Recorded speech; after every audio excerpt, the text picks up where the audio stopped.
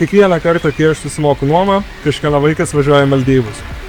Ir tas vaikas ne aš.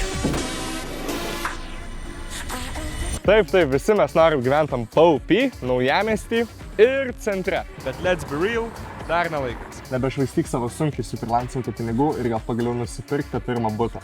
Tai nėra taip sunku. Pirma, išsirinki savo patinkantį naujos statybos butą.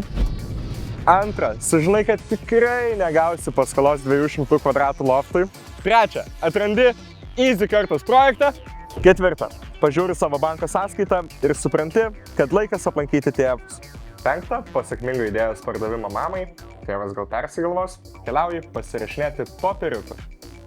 Šešta, įsikeli gyventi į savo butą. Ei, bet kur tą butą man rasti, jūs paklausėt? Šeškinė.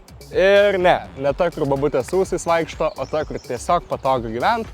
Ir tuo pačiu nepermoki nekilnojamo turto magnatai. Easy Kartos, easy gyvenimui. Užsuk į webą pasimatuoti sau tinkamiausią. easykartos.lt